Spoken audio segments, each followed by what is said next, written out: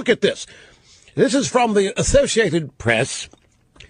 It is from yesterday. And it's in their energy writer. How to prep your home for an electric car is the headline.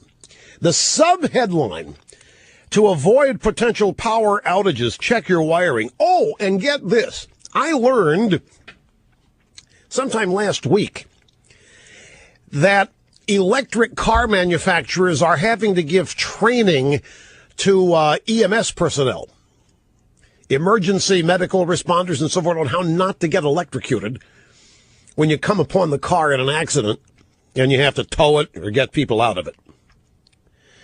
But that's not the half of it. Listen, this is just kind of like Dennis Miller had a great line on these compact fluorescent light bulbs. I have to paraphrase it. I don't remember exactly what it was, but he said, I have not worked all of my life to have my house filled with lights that look like the kind of cheap lights that light stairways in James Bond movies. Dank little lights in these stairways where the bad guys hang out. All right? Getting your home ready to charge an electric car will either require a little time or money, a couple of months, and thousands of dollars. A couple of months and thousands of dollars to get your home ready to charge an electric car. It depends on what kind of electric car you buy, the wiring in your home, and how quickly you want to juice your ride. Now, I'd assume that you want to be able to juice your ride the day you get it. Electric cars are powered by batteries that are charged by plugging them into a standard wall socket or a more powerful charging station. The charging station will cut your charging time roughly in half and reduce the chance that you'll trip a circuit in your house. But it'll probably cost $2,000 or more, including installation. The price will rise if you need a new electrical panel, which could add another $2,000. The main thing to consider is how you're going to use your electric car. If your commute is short, or there's a charging station near your office, you might not need much of a charge at home. You can get away with topping off your battery overnight, provided you have room and that the boss isn't using the charging station for his electric car. A standard 120-volt wall socket will give your car about 5 miles of driving for every hour of charging.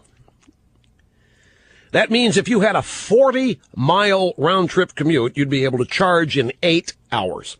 So, you have, in most cars, most electric cars, a 40 to 50 mile per charge distance, depending, of course, on the speed. And then it's 8 hours to charge it to do that. All right, now that's where we are now. If you deplete your battery all the way most days, a charging station that is connected to a 240-volt socket, like ones used for most electric clothes dryers, could be worthwhile. The $41,000 Chevrolet Volt and the $33,000 Nissan Leaf are set to go on sale next month. Buyers qualify for a federal tax credit of $7,500 because they have to be paid to buy these cars. And additional and local state subsidies in some cases might apply. You might end up being paid $10,000 to buy one of these cars. To date, Apple has not paid me a penny to buy 20 years worth of their products. Nor have they ever been on sale. But that's another story. And Apple products use electricity, by the way. Now, the Volt and the Leaf have two different batteries and different charging requirements. Scott Little, 62, an experimental physicist from Austin, Texas, has reserved a Nissan Leaf, but he's not going to install a charger because of what he calls its ridiculous price. The idea of paying $2,000 for what amounts to a dryer plug irritates a guy like me. He said instead he's going to use his wall socket for a while and eventually install chargers himself at his home and his farm 40 miles away. So, the idea of paying $2,000, Wait till he finds out what it's going to cost him to charge the damn thing. A battery like this plugged into your wall for 8 hours?